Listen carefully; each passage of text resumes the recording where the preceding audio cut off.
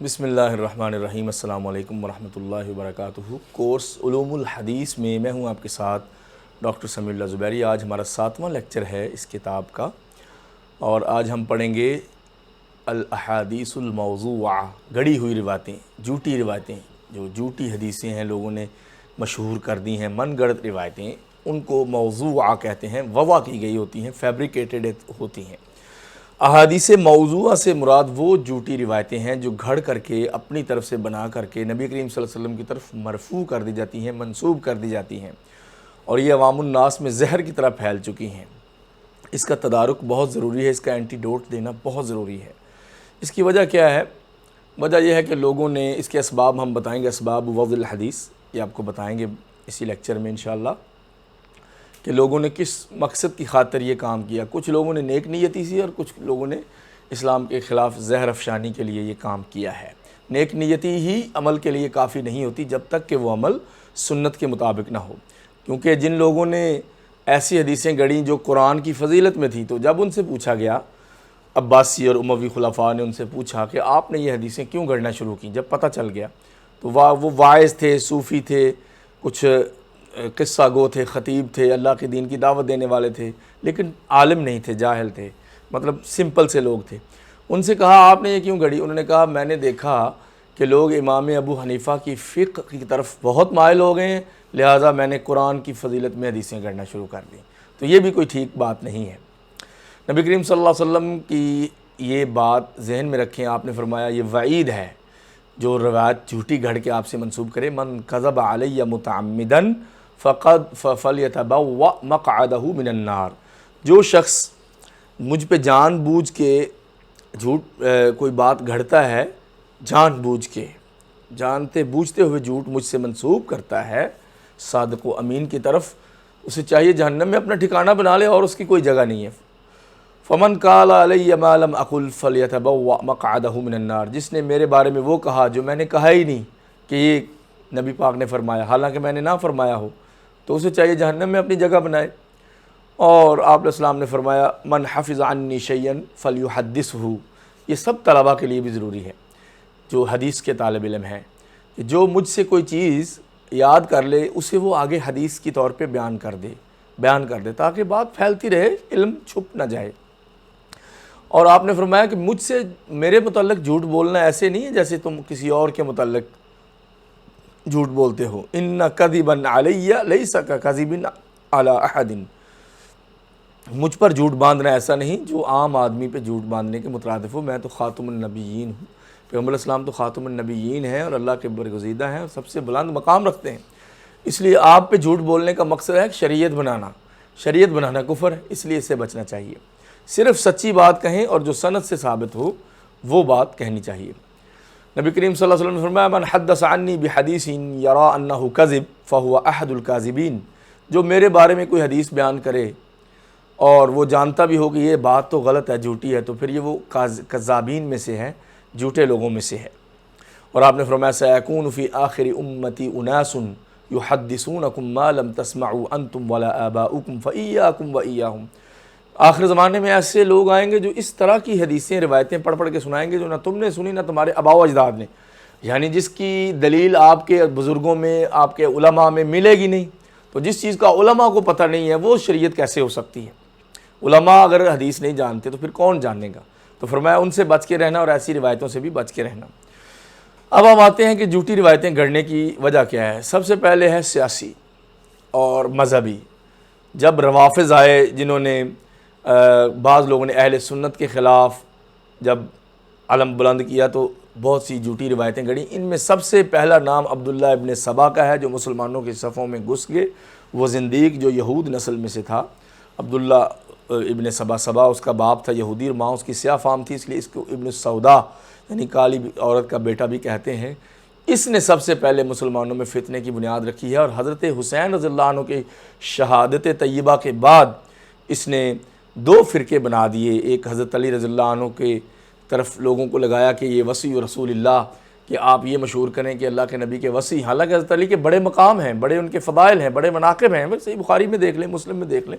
اہل سنت ان کو چوتھا خلیفہ مانتے ہیں اور خلیفہ راشد مانتے ہیں، اور نبی پاک کے وہ داماد ہیں، آپ کے چچا زاد ہیں، آپ کے بھائی ہیں، اتنے مقامات ہیں ان کے. آپ نے فرمایا اما ترضا ان تکون منی منزلتاً، کیا علی تو نہیں چاہتا کہ کیا تیری میرے سامنے یہ منزلت اور مقام ہو جیسے موسیٰ کے سامنے حضرت ہارون کی تھی. یعنی اتنا بڑا مقام دیا، اور فتح خیبر کے موقع پہ جھنڈا ان کو دیا، اور بہت کچھ. تو یہ عبداللہ ابن سبا نے 2 گروپ بنا دیے، اور حتیٰ کہ پھر صفین اور جمل کی جنگیں ہوئیں، اور اس میں بھی یہ عبداللہ ابن سبا جو ہے یہی کار فرما تھا. اسی نے حضرت علی تو نہیں کہا تیر چلاؤ ادھر سے، وہ کیوں کسی مسلمان پہ تیر چلائیں گے؟ وہ تو کسی غیر مسلم پہ بھی نہتے پہ تیر نہیں چلائیں گے، وہ تو جنگ میں چلا سکتے ہیں. تو ان لوگوں نے، یہودیوں نے چھپ کے ان کی فوج کی طرف سے دوسری فوج میں تیر چلائے، تو انہوں نے کہا جی حضرت علی نے تیر چلائے ہیں. تو اسی طرح دوسری طرف جو حضرت امیر معاویہ تھے اور حضرت عائشہ، 2 جنگیں ہوئی، صفین اور جمل، اس میں اتنے فتنے اور اتنے صحابہ شہید ہوئے، اور وہ اتنا بڑا فتنہ تھا کہ وہ کنٹرول نہیں ہو سکا، اور آج تک وہ کنٹرول نہیں ہو سکا، اور شاید قیامت تک نہ ہو سکے والعیاذ باللہ. تو اس کی وجہ، اس سارے فتنے کی وجہ کیا تھی؟ جھوٹی روایتیں گڑنا. جھوٹی روایت گھڑ کر کے ایک فرقہ بنا دیا اس نے، اور وہ اس کو عام شریعت کو معطل کرنے والے فرقے پھر آئے، باطنیہ آئے، پھر اس میں اسماعیلی آئے، اب ادھر بہرے ہیں، اسماعیلی ہیں، پتہ نہیں کیسے کیسے فرقے ہیں جو ہمارے نبی کی نبوت کو ہی ٹرانسفر کر دیتے ہیں اپنے کسی بڑے شخصیت کی طرف، اور پھر وہاں پہ شریعت کو معطل کر دیتے ہیں. اس سب کے پیچھے بھی جھوٹی روایتیں ہیں.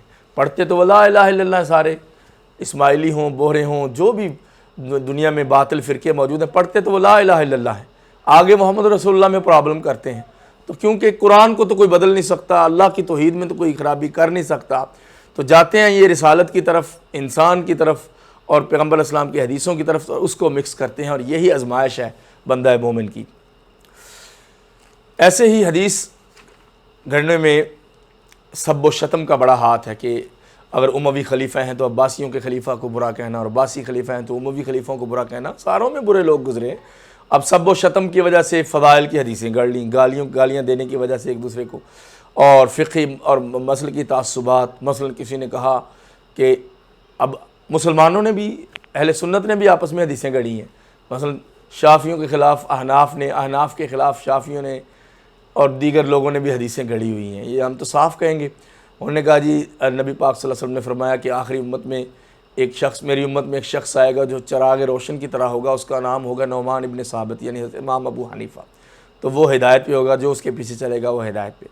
اب احناف کے جو غالی لوگ تھے، بھئی امام ابو حنیفہ تو ایسے نہیں تھے، نہ ان کے شاگرد، بعد میں جو لوگ سیاست میں آ گئے، جو بہت ہی ایگزیجریٹ کرنے والے، انہوں نے حدیث گڑھی کہ دجالوں میں سے ایک دجال ہوگا جس کا نام محمد ابن ادریس ہوگا، اور یہ امام شافعی کا نام ہے. آپ اندازہ کریں کیا کیا کہہ دیا اس مسئلے کی تعصب کی مصیبت میں آ کے، تہذب اور گروہ بندی میں. وَكُلُّ حِزْبٍ بِمَا لَدَيْهِمْ فَرِحُونَ.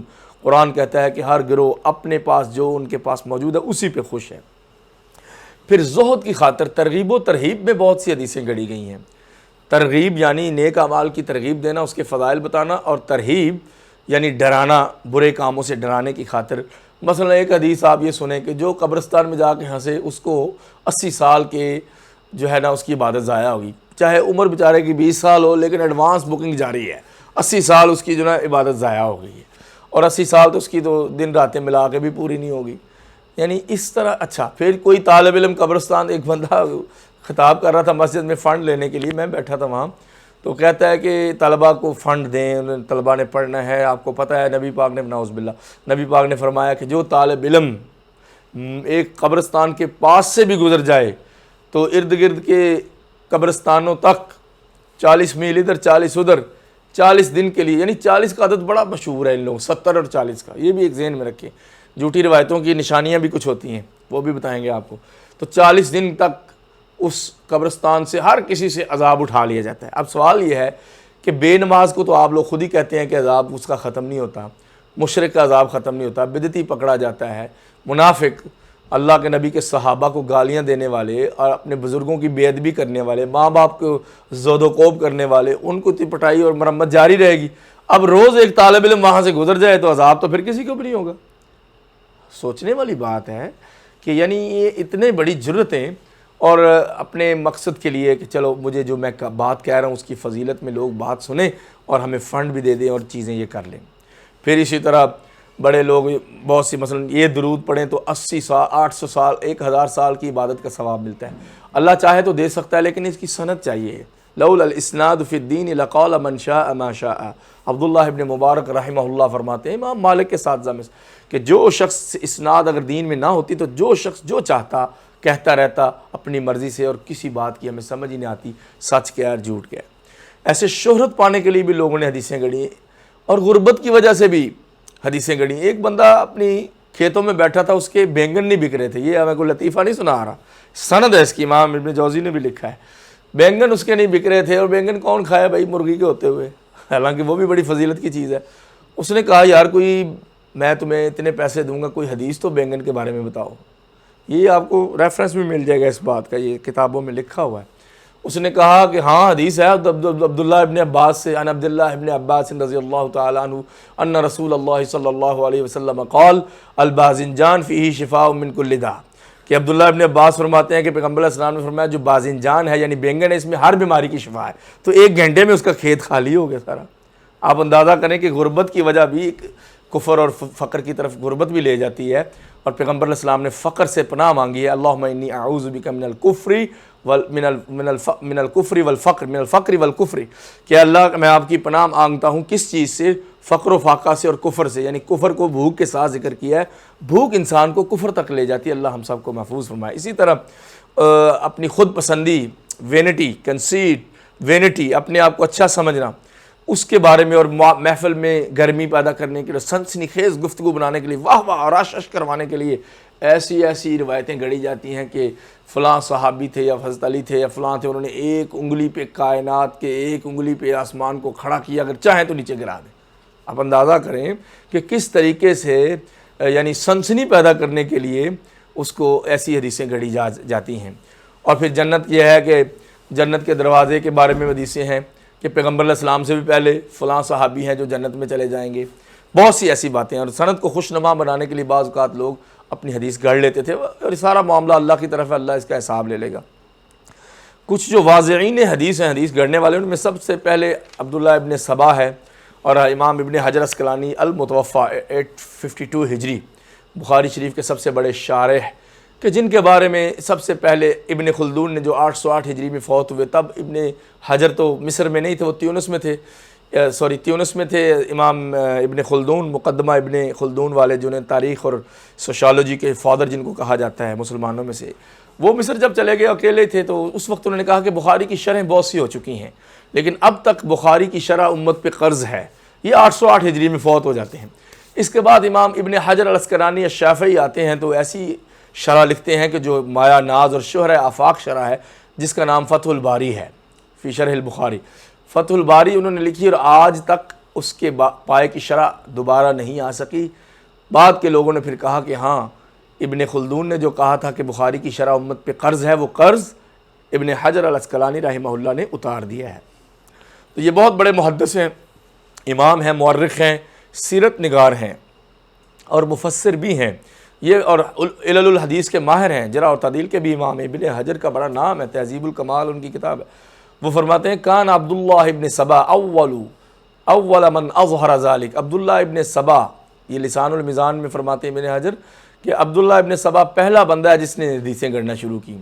اور ابن حجر نے امام شابی کے حوالے سے بھی لکھا ہے اول من کذب عبداللہ ابن صبا، امام شابی نے فرمایا رحمہ اللہ نے کہ سب سے پہلے جس نے جھوٹی باتیں رسول اللہ صلی اللہ علیہ وسلم کی طرف منسوب کی ابن صبا۔ اسی طرح محمد ابن سعید الشامی المصلوب، جس کو قتل کرا دیا گیا تھا، ابو جعفر خلیفہ عباسی نے اس کو قتل کروایا حدیثیں گڑھنے کی وجہ سے۔ حدیثیں گڑھنے کا انجام قتل ہوتا تھا اس وقت۔ ابو اسما نوح ابن ابراہیم، اس نے اعتراف کیا تھا کہ میں نے قرآن کی صورتوں کی فضیلت میں بہت سی حدیثیں گڑھ کے عبداللہ ابن عباس سے منسوب کی ہیں۔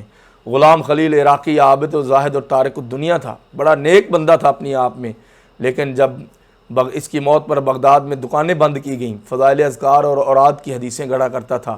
اس نے کہا تھا میں نے لوگوں کے دلوں میں رقت اور نرمی پیدا کرنے کے لیے اللہ کے ذکر کے بارے میں حدیثیں گڑھی ہیں، اور یہ غلط کام کیا ہے۔ عبد الکریم ابن ابی الاوجاع، عباسی خلیفہ مہدی نے اسے قتل کروا دیا تھا بصرہ۔ محمد ابن سلیمان بن علی نے جو امیر بصرہ تھا، یہ حلال الحرام کے بارے میں اس نے 4000 حدیثیں گڑھی تھیں۔ غیاث ابن ابراہیم النخعی الکوفی، اس نے بھی عباسی خلیفہ کے دور میں اعتراف کیا اس نے بھی حدیثیں گڑھی تھی، مغیرہ ابن سعید العجلی الکوفی، جعد ابن درہم، یہ سارے عراق کے ہیں۔ جتنا فتنہ ہے وہ عراق میں۔ حضرت علی ابن المدینی فرماتے ہیں کہ حدیث ہماری طرف سے ایک بالشت کے برابر، ہاتھ کے برابر نکلتی ہے، چلتے چلتے جب عراق سے ہو کے واپس آتی ہے تو ایک گز ہو جاتی ہے، یعنی بات کا بتنگڑ بن جاتا ہے۔ تو جتنی بات نبی پاک نے فرمائی اتنی رہنے دینی چاہیے، محدثین نے تو ایک حرف بھی اضافہ نہیں کیا۔ اس طرح معمور ابن احمد الحروی، اس نے امام شافعی کے خلاف فضول باتیں کی اور حدیثیں گڑھیں۔ بیان ابن سمعان مہدی مقتول زندیق تھا، یہ اس نے مہدی ہونے کا دعویٰ کیا، پھر خدا ہونے کا دعویٰ کیا، تو والی کوفہ عبداللہ القصرہ نے اس کو قتل کر دیا۔ اور مقاتل بن سلیمان البلخی بڑا مشہور ہے، یہ عباسی خلیفہ مہدی کو مقاتل نے پیشکش کی کہ آپ مناسب سمجھیں تو میں آپ کے حق میں حدیثیں گڑھوں، یعنی خلیفہ وقت کو اس کے دوسرے گروہ کے خلاف یہ جو حدیثیں گڑھنے کی آفر پیش کر رہا ہے، تو انہوں نے اس کو انکار کر دیا۔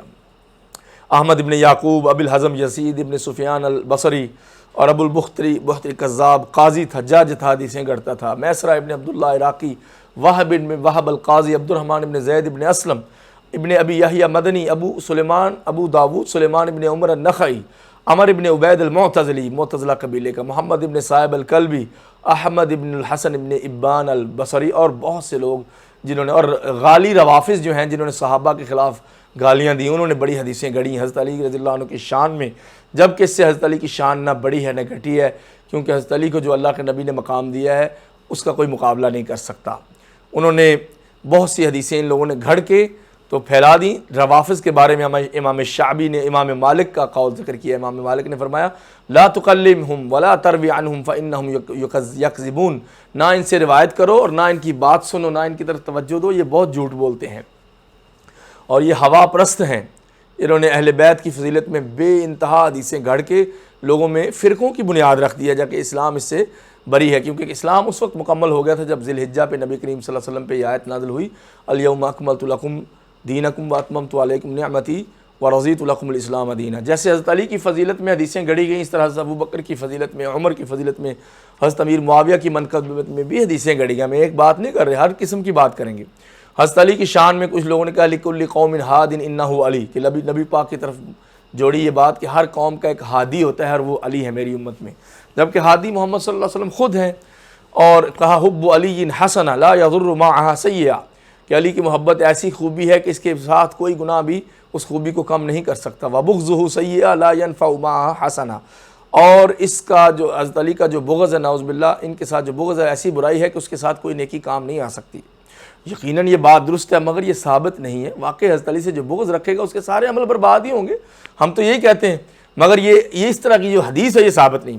ایسے ناد علی مظہر العجائب، حضرت علی کو مشکلوں میں پکارنا، یہ مظہر العجائب ہے، عجائب اس پہ آپ کو ملیں گے، عجائب ملیں گے، بڑے بڑے عجائب اللہ کے نازل ہوں گے، جبکہ قرآن کہتا ہے کہ امن یجیب المضطر اذا دعاہ، جب تم مصیبتوں میں پھنستے ہو تو تم مضطرب لوگوں کی کہ اضطراب اور بے چینی کو کون دور کرتا ہے؟ جب تم اللہ کو پکارتے ہو تو وہی دور کرتا ہے۔ ایسے اہل سنت میں سے بھی کئی حدیثیں گڑھنے والے موجود ہیں، جیسے آتا ہے اذا کان یوم القیامت قیل لابی بکر ادخل الجنۃ من شئت، الاباطیل والمناقیر میں یہ کتاب ہے جھوٹی روایتوں کے بارے میں، اس میں جو اہل سنت کے ائمہ نے یہ کتاب جمع کی ہے تاکہ لوگوں کو پتہ چلے کہ اس میں جھوٹی روایتیں ہیں۔ جیسے امام ابن جوزی نے الموضوعات الکبریٰ لکھی ہے کہ بڑی کتاب جھوٹی روایتوں کے بارے میں انہوں نے جمع کر دی کہ پتہ چل جائے یہ جھوٹی روایتیں ہیں۔ کہتے کہ حدیث میں آتا ہے کہ جب قیامت کا دن ہوگا تو ابو بکر صدیق سے کہا جائے گا اپنی مرضی سے جس کو مرضی جنت میں لے جاؤ، تو یہ تو ثابت نہیں ہے، حضرت ابو بکر کا مقام اس سے بلند ہے۔ پھر فرمایا ان اللہ عز وجل یکرہ فی السماء ان یخطأ ابو بکر الصدیق فی الارض، اللہ آسمانوں میں اس چیز کو ناپسند کرتا ہے کہ ابو بکر زمین میں کوئی گناہ کرے، یعنی اللہ تو کوئی پسند نہیں ہے کہ ابو بکر سے کوئی غلطی سرزد ہو جائے۔ حدیث گڑھی ہوئی ہے، ما فی الجنت شجرۃ الا مکتوب علی کل ورقۃ منها لا الہ الا اللہ محمد الرسول اللہ و ابو بکر صدیق و عمر الفاروق و عثمان ذو النورین۔ اور اس حدیث میں حضرت علی کا ذکر ہی نہیں کیا، کیونکہ وہ مخالف گروہ نے بنائی تھی کہ جنت کے ہر درخت کے ایک ایک پتے پر لکھا ہوا ہے لا الہ الا اللہ محمد الرسول اللہ، ابو بکر صدیق ہیں، عمر فاروق ہیں اور عثمان ذو النورین ہیں، تو حضرت علی کا ذکر ہی نہیں کیا حدیث گڑھنے میں بھی، اس لیے کہ وہ ان کے مخالف گروہ نے گڑھی ہے تاکہ ان کا ذکر ہی نہ آئے۔ تو دونوں افراط و تفریط جو کرتے ہیں، ان کی شان میں غلو کرتے ہیں، ان کو وہ بھی غلط ہے، اور جو ان کی شان میں کمی کرتے ہیں وہ بھی غلط ہے، یہ افراط و تفریط ہے۔ ایسے اسی طرح ایک حدیث یہ بھی لوگوں نے بنائی ہوئی ہے، علی العرش مکتوب لا الہ الا اللہ محمد الرسول اللہ ابو بکر الصدیق عمر الفاروق عثمان الشہید علی الرضی. آپ اندازہ کریں امام جلال الدین السیوطی جو کہ 910 میں فوت ہوئے 910 ہجری، جس کے بعد یہ بھی یاد رکھے طلبہ ہمیشہ علم صرف وہی نہیں ہوتا جو کتاب آپ پڑھ رہے ہوتے ہیں، استاد جو سائڈ کی معلومات دیتا ہے نا وہ بہت ضروری علم ہوتا ہے. جیسے ہم نے اپنے استادوں سے سیکھا، اللہ سب کو سلامت رکھے. یہ ہے کہ امام سیوطی رحمہ اللہ، عبد الرحمن السیوطی ابو بکر السیوطی جو ہیں وہ 910 ہجری میں وفات پا گئے ہیں. اس کے بعد علم کی سلطنت بند ہو جاتی ہے اور کئی اچھی کتابیں نہیں آتی، شرح ہوتی ہے، متن 200-250 سال امت خاموش رہی ہے اور جمود و رکود کا دور ہے. اس کے بعد جب 14ویں صدی آئی ہے، یعنی 300 سالوں بعد 14ویں صدی جب آئی ہے تو اس وقت پھر تجدد شروع ہوا ہے، تجدید شروع ہندوستان میں، پوری دنیا میں. اب 15ویں صدی شروع ہو گئی ہے، اب عروج پہ ہے، کام عروج پہ ہے. لیکن ابھی یہ عروج پہ پہنچا ہی تھا کہ پھر زوال شروع ہو گیا کہ سوشل میڈیا کی وجہ سے کتابوں سے لوگ دور ہو گئے. مگر اب یہ ہو گیا کہ ایک طرف عروج ہو رہا ہے، دوسری طرف زوال ہو رہا ہے. یہ اس طریقے سے نظام چل رہا ہے فتنوں کے دور میں. علماء نے کہا کہ العلم نقال، علم جو ہے وہ ہمیشہ موونگ ہوتا ہے.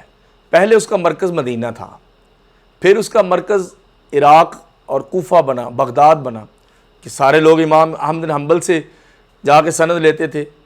جب بغداد عروس البلاد مرکز بنا تو اس کے بعد وہ برباد ہو گیا، اس کے بعد اجڑ گیا. پھر اس کا مرکز اور شام میں چلا گیا، چلتے چلتے ہندوستان میں گیا. 13ویں اور 14ویں صدی میں ہندوستان میں اس وقت تک پاکستان ہندوستان جو اکٹھا ہے بہت کام ہوا. اب علماء جو کہہ رہے ہیں کہ مدینہ مکہ سے بھی لوگ نکل رہے ہیں تو لگتا ہے کہ اب یہ یورپ کی طرف نقل کر رہا ہے، واللہ عالم. تو یہ حدیث گڑی انہوں نے لوگوں نے کہ عرش پہ لکھا ہوا ہے لا الہ الا اللہ محمد رسول اللہ، ابو بکر صدیق ہیں، عمر فاروق ہیں، عثمان شہید ہیں اور علی رضی ہیں. تو یہ دیکھیں یہ حدیث کی کوئی سند ہی نہیں ہے.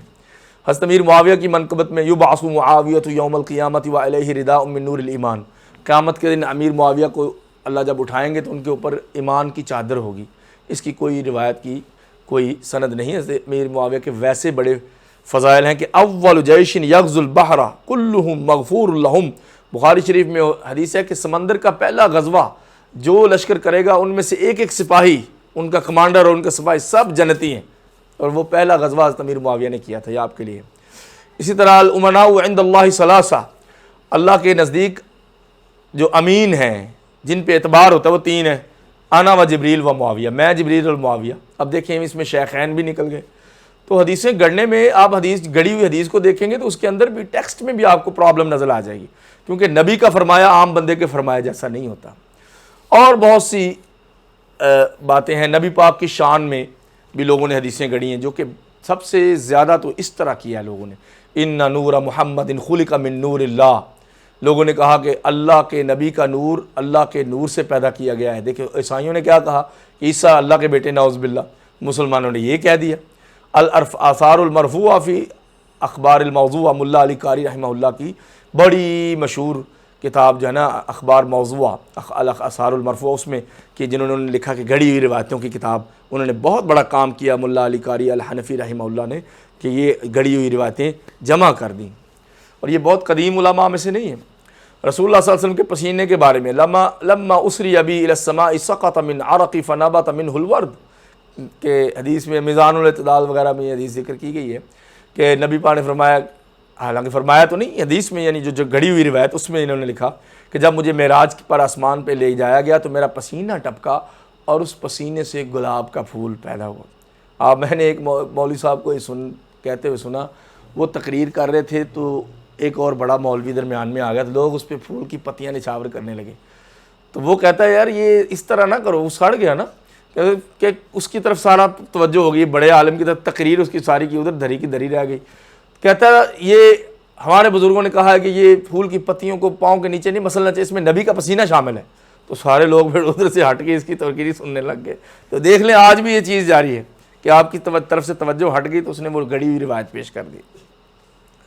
کہنا تو یہ چاہیے تھا کہ انبر اور زعفران کی خوشبو میں نبی کا پسینہ شامل. اگر تم نے کوئی گھڑنی ہے تو چج کی حدیث گڑھو. تو گلاب کی پتیاں تو ہر جگہ گرتی رہتی ہیں، خوشبو تو اوپر اٹھتی ہے، لیکن بہرحال عقل سے پیدل ہوتے ہیں تو حدیثیں گڑھتے ہیں نا. اس طرح رسول اللہ صلی اللہ علیہ وسلم کے بالوں کے بارے میں ان ابی ایوب اخذت من لحیۃ رسول اللہ فقال لا یصیبک الشر، کہ میں نے ابو یوب انصاری فرماتے ہیں نبی کی داڑھی میں سے بال میں نے لے لیے، ایک دو گر گئے ہوں گے تو پکڑ لیے، تو آپ نے فرمایا یہ تم نے اپنے پاس رکھ لی، اب تمہیں کوئی دکھ نہیں پہنچ سکتا۔ ہاں البتہ ہم یہ کہتے ہیں کہ آپ کے منہ مبارک میں برکت ہے، جیسے امیر معاویہ نے اپنے پاس رکھے ہوئے تھے پیغمبر اسلام کے سر کے بال کچھ، کہ میں فوت ہو جاؤں تو میرے ساتھ ہی رکھ دینا، شاید اللہ تعالیٰ میری مغفرت فرما دے۔ یہ تو بات درست ہے کہ پیغمبر اسلام کی ایک ایک چیز بابرکت ہے، اور صلح حدیبیہ پہ جب آپ نے سر مڑایا تو صحابہ لپک پڑے کہ کچھ بال ہمیں مل جائیں، یہ تو بڑی بابرکت بات ہے۔ نبی پاک مبارک ہیں، بابرکت ہیں، آپ کا جسم بھی بابرکت ہے، اس میں کوئی شک نہیں ہے، لیکن آپ نے یہ نہیں کہا تھا کہ یہ تم رکھ لو، مگر کسی نے لے لیا۔ آپ کا لعاب مبارک بھی ہاتھوں پہ مل لیتے تھے، وضو کا پانی بھی، تو سب برکت والا ہے۔ اچھا، یہ ایک گھڑی ہوئی مشہور حدیث ہے، دنیا کا کوئی شخص بھی قیامت تک اس کو ثابت نہیں کر سکتا۔ کنت نبیا و آدم بین الماء والطین، اگر ہم نہیں بتائیں گے طلبہ کو تو کون بتائے گا؟ نبی پاک نے فرمایا من سئل عن علم علمہ فکتمہ الجم یوم القیامت بلجام من النار، او کما قال علیہ الصلوۃ والسلام، کہ جس سے علم پوچھا گیا، جو جانتا تھا بندہ عالم، پھر اس نے چھپا لیا، جواب نہ دیا، قیامت کے دن لوگوں کو تو جہنم میں پھینکا جائے گا، اس کو جہنم کی آگ کی لگام ڈالی جائے گی یہاں پہ، گھوڑے کو جیسے لوہے کی لگام ڈالتے ہیں تو اس کے اندر ہی رہتی ہے، تو اس کی زبان اس کی گونگ ہو گئی تھی کہ بتاؤ نبی کے بارے میں سچی بات، یہ زبان اس کی گونگی ہو گئی تھی لوگوں کے سامنے مصلحت کی وجہ سے، کسی بات کی وجہ سے، اپنی ذات کی وجہ سے، تو اس کو کہا کہ تمہاری زبان کو آج ہم لوہے کی لگام نہیں بلکہ آج ہم تمہیں آگ کی لگام ڈال دیں گے، ایسے عالم دین کو جو دین چھپاتا ہے، نبی کی حدیثیں چھپاتا ہے۔ تو یہ حدیث کہ نبی پاک نے فرمایا کہ میں اس وقت بھی نبی تھا جب آدم پانی اور مٹی میں گوندھ کے رکھے ہوئے تھے، کہ ابھی اس کو اللہ نے آدم بنانا تھا مٹی۔ تو یہ حدیث کہاں ہے؟ امام ابن تیمیہ نے کہا ہے اس حدیث کی کوئی سند نہیں ہے، اس حدیث کی کوئی سند نہیں ہے، اور یہ بہت مشہور حدیث لولاک لما خلقت الافلاق، اللہ کہتا ہے اے نبی اگر آپ نہ ہوتے تو میں آسمانوں اور زمینوں کو پیدا ہی نہ کرتا۔ یہ کہاں لکھا ہے؟ موضوعات کبیر میں، یعنی گھڑی ہوئی روایتوں کی جو بڑی کتاب ہے اس کے اندر اس حدیث کو نقل کیا ہے۔ اچھا، کئی ایسے ان پڑھ مولوی صاحب ہیں بیچارے، وہ جب خطبہ دیتے ہیں تو ایک بندہ کہہ رہا تھا کہ بڑی زبردست حدیث بیان کر کے کہتا ہے رواہ ابن جوزی فی الموضوعات الکبریٰ، کہ امام ابن جوزی نے اس کو موضوعات کبریٰ میں روایت کیا، میں حوالہ دے رہا ہوں، حالانکہ وہ حدیث کیا ہے، وہ کتاب کا حوالہ کیا ہے؟ گڑی ہوئی روایتوں کی کتاب، اس کا حوالہ دے رہا ہے۔ تو کم از کم تھوڑی عربی بھی آنی چاہیے، صرف جوش مار کے دعوت دینا کہ میں جناب امریکہ میں، افریقہ میں، ساؤتھ افریقہ میں، ایسٹ افریقہ میں، لندن میں اور ہندوستان میں اور جناب ادھر میں یورپ میں دین پھیلا دوں گا اور عربی آئے نا، تو اتنا جوش اچھا نہیں ہوتا۔ پہلے آپ عربی سیکھیں تاکہ حوالہ دیتے ہوئے پتہ چل جائے کہ یہ موضوعات کبریٰ میں حدیث تو موجود نہیں ہے۔ اسی طرح ایک بڑی بہت ہی بدبختوں نے وہ حدیث گڑی، نبی کی ختم نبوت کو خراب کرنے کے لیے، نعوذ باللہ کر تو نہیں سکتا، کہ انا خاتم النبیین لا نبی بعدی، یہ تو حدیث ہے، آگے کیا اضافہ کر دیا الا ان شاء اللہ، کہ میرے بعد کوئی نبی نہیں، ہاں اگر اللہ چاہے تو، اس سے بڑا بلنڈر اور کیا ہو سکتا ہے؟ اللہ نے تو پہلے چاہ لیا کہ اس کے بعد میرے نبی کے بعد اور کوئی نبی آ نہیں سکتا۔ ویسے بھی میں آپ کو اسٹوڈنٹس کے لیے ایک بات کر رہا ہوں کہ اس وقت میں ایک بات ریکارڈ کر رہا ہوں، آپ اس کو دنیا کے کسی کونے میں بھی پہنچانا چاہے 1 منٹ میں پہنچ جائے گی، اگر آن ایئر ہو تو پوری کائنات اس کو سن سکتی ہے، اور امام کعبہ کو پوری دنیا سنتی ہے، ائمہ کرام کو، علماء کو، محدثین کو سنتی ہے دنیا۔ آج کے میڈیا کے دور میں ہر علاقے میں نبی کی ضرورت بھی نہیں ہے، جو بات ہے وہ سب جگہ پہ پہنچ جاتی ہے۔ نبی تو اس لیے جگہ جگہ بھیجے جاتے تھے کہ نہ وہاں میڈیا تھا اور نہ وہاں ہر نبی ہر جگہ چل کے جا سکتا، وہ چل کے جاتا ہے، پیچھے امت پھر خراب ہو جاتی ہے، ایک ہی بستی میں رہ کے وہ ان کو ٹھیک کرتے رہتے تھے 40-50 سال، 100 سال، 150 سال، تو اب تو ہر جگہ ہی بات پہنچ جاتی ہے، تو میڈیا کے اس دور میں ویسے کسی اور نبی کی ضرورت بھی نہیں ہے۔ فقہی اختلافات کی وجہ سے لوگوں نے بڑی حدیثیں گڑھی ہیں، مثلا لوگوں نے کہا من رفع یدیہ فی الرکوع فلا صلاۃ لہ، اب جنہوں نے رفع الیدین نہیں کرنی تھی نہ کرتے، ہم نے کب کہا کہ تم کافر ہو جاؤ گے؟ اگر رفع الیدین حدیث میں آپ نے نماز میں نہیں کہی تو آپ نے ایک فقہی اختلاف کی وجہ سے ایک مسلک اپنایا ہوا ہے، آپ کے امام کا یہ قول ہے یا علماء نے یہ کہا ہے تو وہ ذمہ دار ہیں، آپ نے نہیں کرنی تو آپ کو شاید اللہ معاف کر دے۔ لیکن اگر یہ کہیں کہ جس نے رکوع میں رفع الیدین کی فلا صلاۃ لہ، اس کی نماز ہی خراب ہو گئی، اس کی نماز باطل ہو گئی، تو یہ حدیث کہاں ہے؟ اللآلی المصنوعہ فی الاحادیث الموضوعہ، کہ بڑے خوبصورت موتی بنائے ہوئے ان کے بارے میں جو حدیثیں گڑھی ہوئی، یعنی کتاب کا نام ہے یہ اس میں حدیث ہے۔ اسے من قرأ خلف الامام علی فوہ نارا، تو تذکرۃ الموضوعات امام مقدسی نے یہ حدیث کی کتاب جمع کی ہے جس میں جھوٹی اور گھڑی ہوئی روایتیں جمع کی ہیں. یہ مقدس کے یعنی بیت المقدس کے جو علماء اور محدثین تھے ان کو مقدسی کہتے ہیں اور ان کی لمبی لائن ہے, بہت بڑے بڑے ائمہ گزرے ہیں. انہوں نے یہ حدیث اپنی جھوٹی ہوئی روایتوں والی کتاب میں جمع کی ہے اور بتایا لوگوں کو کہ یہ جھوٹی روایت ہے کہ جس میں شافعیوں کے خلاف حنفیوں نے یہ حدیث گھڑی. اندازہ کر لیں کہ جس نے امام کے پیچھے سورہ فاتحہ پڑھی اس کے منہ میں آگ پڑے گی. یعنی نبی پاک سورہ فاتحہ کی فضیلت میں یہ تو نہیں بتائیں گے نا کہ جو یہ پڑھے گا اس کے منہ میں آگ پڑے گی. یہ تو منہ کی بیماریوں اور دل کی بیماریوں کو بھی شفا کے لیے پڑھی جاتی ہے, تو آگ کیوں ڈالے گی؟ حیرت ہوتی ہے مسلمانوں پہ. اور پھر امتی امنی جبریل عند الکعبہ وجہر بسم اللہ الرحمن الرحیم. اب وہ مسئلہ تھا بسم اللہ بالجہر اور بسم اللہ بالسر پڑھنے کا, کہ خاموشی سے سورہ فاتحہ پڑھتے ہوئے بسم اللہ پڑھنی ہے یا بلند آواز سے جب نماز پڑھاتے ہیں. تو اختلافی مسئلہ ہے, دونوں طرح سے نبی پاک سے ثابت ہے اور زیادہ تر خاموشی سے ثابت ہے. بہرحال تو کہا جی جبریل نے مجھے امامت کروائی کعبہ کے پاس اور بسم اللہ اونچی آواز میں پڑھی. اندازہ کریں, ایسی حدیث گڑھ لی. اور بہت سی روایات لوگوں نے کہا کہ فلاں نبی پاک سے حدیث جوڑ دی کہ ایک بندہ آئے گا جو میری امت سے پہ ابلیس سے بھی زیادہ خطرناک ہوگا, تو ایک امام کا نام لگا دیا. اور میری امت میں سراج ایک چراغ ہوگا تو دوسرے امام کا نام رکھ دیا اس کی فیور میں. تو یہ افسوس کی بات ہے کہ یہ واقعہ بھی ہوتا رہا. اچھا, ایک اور بات ہے کہ ایک وقت میں ایک خلیفہ جو ہے نا وہ کبوتر سے کھیل رہا تھا, عباسی خلیفہ تھا. تو اس وقت ایک بندہ آیا جو حدیثیں گڑھا کرتا تھا, اسے کہا, اس کو چیک کرنے کے لیے اس نے کہا یار کوئی حدیث ہی بتاؤ کبوتر کے بارے میں. تو کہاں خلیفہ اور کہاں ایک عام بے روزگار بندہ جو کتابیں پڑھ, اس وقت تو سب لوگ پڑھتے تھے, ہر بندہ ہی پڑھتا تھا, تو برے اچھے پڑھنے والوں میں تھے.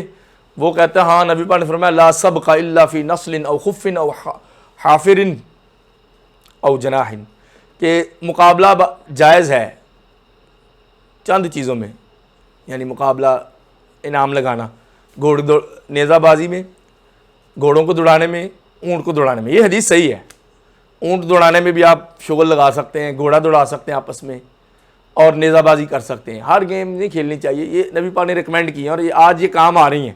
قیامت کے قریب بھی فتنوں کے دور میں بھی گھوڑ سواری, اونٹ سواری, نیزہ بازی اس کی بڑی ضرورت ہے دفاع امت کے لیے. لیکن اس بندے نے خلیفہ کو خوش کرنے کے لیے اس کے ساتھ لگا دیا او جناحن, یا جو پر سے اڑتے ہیں پرندے, اس میں بھی جو کھیل کود کرے وہ بھی بہت ہی اجر کا ثواب ہے. اس نے کبوتر چھوڑا, اس نے کہا اس کو ذبح کر دو, میں نے یہ چیک کرنا تھا یہ حدیثیں تو نہیں کرتا, اور اس کو مروا دیا. اس طرح کی غیرت ہوتی تھی خلفاء میں, حکمرانوں میں اتنی غیرت ہوتی تھی کہ آج اس نے میرے خاطر نبی کی ایک حدیث گڑھی ہے, جب میں مر جاؤں گا 100 حدیثیں گڑھے گا نبی کے خلاف, اللہ کے نبی سے جوڑ کے. تو انہوں نے اس لیے ان کو مروا دیا تھا کہ یہ زندیق ہیں, جو مرتد ہوتے ہیں, جو حدیثیں گڑھتے ہیں. اس طرح ان کی توبہ نہیں ہوتی, ان کی سزا صرف قتل ہوتی ہے. اس طرح ترغیب و ترہیب میں بھی حدیثیں گڑھی گئیں, مثل من قال لا الہ الا اللہ خلق اللہ من کل کلمۃ طیرا منقارہ من ذہب وریشہ من مرجان, کہ جس نے لا الہ الا اللہ کہا اس کے ہر کلمے کے عوض ایک چڑیا پیدا ہو جاتی ہے جس کی چونچ سونے کی اور بالوں پر مرجان موتی کے بنے ہوئے ہوتے ہیں. یہ حدیث کہاں ہے؟ یہ کہیں بھی نہیں حدیث موجود ہے. من صام یوم عاشوراء کتب اللہ لہ عبادت 60 سنہ, جو 10 محرم کو روزہ رکھے گا اس کو 60 سالوں کی عبادت کا ثواب ملے گا. جبکہ حدیث میں آتا ہے کہ 1 سال کے روزوں کا ثواب, 1 سال کا ثواب ملتا ہے, اس کے 1 سال کے گناہ معاف ہوتے ہیں. وہ صحیح حدیث موجود ہے. زہد اور تصوف میں لوگوں نے بڑی حدیثیں گڑھی ہیں بہت سی. الجلوس مع الفقراء بالتواضع هو افضل الجہاد, ایک صوفیوں نے اور فقیروں نے جو جنگلوں میں نکل جاتے تھے انہوں نے یہ حدیث گڑھی ہے کہ جو لوگ فقراء کے ساتھ تواضع و عاجزی انکساری کے ساتھ بیٹھتے ہیں وہ افضل جہاد ہے. اگر یہ افضل جہاد ہے تو غزوہ بدر میں پھر نبی پاک کن کو لے کے گئے, اور غزوہ احد میں کیوں لے کے گئے, اور آپ کے دندان مبارک کیوں شہید کیے گئے, اور آپ کو دکھ پہنچایا گیا, اور آپ کے صحابہ کو پھر شہید کروانے کی کیا ضرورت تھی, پھر فقراء کے ساتھ ہی بیٹھے رہتے. السلامۃ فی العزلہ, گوشہ نشینی میں عافیت ہے. بات درست ہے مگر یہ حدیث ثابت نہیں ہے. حضر رسول اللہ صلی اللہ علیہ وسلم مجلس فقراء ورقص حتی شق قمیصہ, اتنی جھوٹی اور گندی روایت گڑھی ہے صوفیوں نے جو رقص کے قائل ہیں, سما کے قائل ہیں, جن کے بارے میں امام ابن جوزی نے پوری کتاب لکھی ہے تلبیس ابلیس, کہ ابلیس کس طرح زاہدوں کو برباد کرتا ہے, کس طرح عالموں کو برباد کرتا ہے, کس طرح اولیاء اللہ کو برباد کرتا ہے, کس طرح صوفیاء کو برباد کرتا ہے, کس طرح رقص کرنے والوں کو اور وجدان اور جن کو وہ جو ایک پڑ جاتا ہے، دورہ پڑ جاتا ہے، ان کو کیسے برباد کرتے ہیں۔ امام ابن جوزی نے اور امام ابن تیمیہ نے لکھا ہے کہ یہ جن کو حال پڑ جاتا ہے کہ کھڑے کھڑے اللہ کے خوف سے گر جاتے ہیں، کہتے ہیں ان کو مسجد کے مینار پہ کھڑا کرو اور کہو کہ اب اپنے اوپر یہ کیفیت طاری کرو، مینار کے اوپر جا کے، ادھر سے نہیں گریں گے۔ تو یہ چیز ہے۔ حاضر کہتے ہیں کہ نبی پاک صلی اللہ علیہ وسلم ایک مجلس میں تشریف لائے، نعوذ باللہ جو سما کیا، رقص کیا، حتیٰ کہ قمیض پھاڑ لی، نعوذ باللہ من ذالک۔ اللہ تعالیٰ کے نبی ان دنی چیزوں سے، ادنا چیزوں سے، گھٹیا چیزوں سے پاک، بلند اور برتر ہیں۔ اس طرح ابن جوزی رحمہ اللہ فرماتے ہیں احادیث الابطال والاقطاب والاغواص والنقباء والنجباء والاوتاد کلها باطلہ، کہ یہ جو لوگ کہتے ہیں غوث، کتب، ابدال، قلندر، نقیب اور نجیب اور اوتاد دنیا میں ہوتے ہیں، جو دنیا میں 7 ابدال ہوتے ہیں جو دنیا چلاتے ہیں، یعنی لوگوں نے 7 بر اعظموں سے یہ آئیڈیا لیا ہے نا کہ ہر بر اعظم میں ایک غوث کتب ہے، اور جب وہ فوت ہو جائے تو اگلا غوث اور کتب آ جاتا ہے۔ ان کا سلسلہ کدھر ہے کسی کو پتہ نہیں۔ اسلام اور شریعت ایسی چیز ہے کہ سب کو پتہ ہے۔ یا ایھا الرسول بلغ ما انزل الیک من ربک، اے پیغمبر علیہ السلام جو آپ کی طرف اللہ کی طرف سے آیا ہے سارا پہنچا دو۔ اب ہمیں تو نہیں پتہ اس وقت ابدال کدھر ہے، غوث کدھر ہے، قلندر کدھر ہے، اور نہ ان کی ضرورت ہے، کیونکہ ہمیں نبی پاک کے بعد کسی غوث، کتب، ابدال اور قلندر کی ضرورت نہیں ہے۔ اور اگر ہمیں ضرورت ہے تو صحابہ علیکم بسنتی و سنت الخلفاء الراشدین المہدیین، خلفاء راشدین کی سنت ہمارے لیے کافی ہے۔ ہمیں کسی غوث، کتب، ابدال، قلندر، نجیب اور جو ہے کسی نقیب اور وتد کی ضرورت نہیں ہے۔ امام ابن قیم نے المنار المنیف میں یہ لکھا ہے کہ اس طرح کی جتنی حدیثیں ساری باطل ہیں۔ پھر ایک کہتے ہیں جی الابدال فی ہذہ الامۃ ثلاثون مثل ابراہیم خلیل اللہ، ایک حدیث یہ گڑی کہ نبی پاک نے فرمایا کہ میری امت میں 30 ابدال ہوں گے جو حضرت خلیل اللہ جیسے ہوں گے۔ حضرت خلیل کے قدموں کی خاک کے برابر بھی کوئی غوث، کتب اور ولی ہو نہیں سکتا، تو یہ جائے کہ ان کے برابر ہو جائے، ہم تو یہ نہیں مان سکتے۔ حضرت ابوبکر صدیق سب سے بڑے ہیں نبی کے صحابہ میں سے، لیکن اللہ کے بھیجے ہوئے کسی ایک عام پیغمبر کے برابر بھی ابوبکر صدیق نہیں ہو سکتے، کیونکہ وہ صحابی ہیں اور اللہ کا نبی جو ہے اس کے اوپر وحی آتی ہے، صحابی کے اوپر وحی نہیں آتی۔ ہم ابوبکر صدیق کے برابر نہیں کسی ولی کتب کو سمجھتے، تو آپ حضرت خلیل اللہ کے برابر سمجھ رہے ہیں، حیرت کی بات ہے۔ سوچ کوئی، عقل بھی کوئی چیز ہوتی ہے۔ اس طرح امام سخاوی فرماتے ہیں 902 ہجری میں فوت ہوئے، الابدال لہ طرق عن انس مرفوعا بالفاظ مختلفہ کلھا ضعیفہ، ابدال کے بارے میں حضرت انس کی روایت کرتے ہوئے بہت سی حدیثیں ہیں، وہ ساری جھوٹی روایتیں ہیں۔ اور خرقہ کے بارے میں جو صوفیہ جو لباس پہنتے خرقہ، مت پوچھ ان خرقہ پوشوں کی، ارادت ہو تو دیکھ ان کو ید بیضا لیے پھرتے ہیں اپنی آستینوں میں۔ حضرت اقبال کا ایک شعر بھی ہے، کہتے ہیں لبس الخرقۃ الصوفیہ وکون الحسن البصری لبسها من علی، کہ نہ تو خرقہ صوفیہ کا کوئی وجود ہے اور نہ حضرت علی نے حسن بصری کو کوئی پھٹا ہوا جبہ پہنایا تھا۔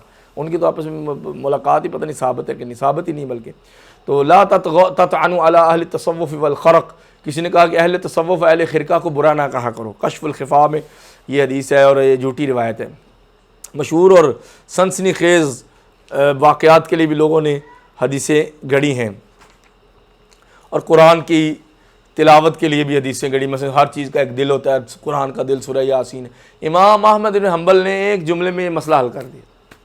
امام محدث اعظم امام احمد بن حنبل رحمہ اللہ نے فرمایا کہ سورتوں کی فضیلت میں جتنی حدیثیں ہیں وہ ضعیف ہیں، سوائے سورہ فاتحہ کے، معوذتین کے، سورۃ الکافرون اور قل هو اللہ احد کے، اور آیت الکرسی کی فضیلت میں حدیث ہے۔ باقی قرآن کی سورتوں کی عمومی فضیلت میں اکثر حدیثیں ضعیف ہیں۔ السلام علیکم ورحمۃ اللہ وبرکاتہ۔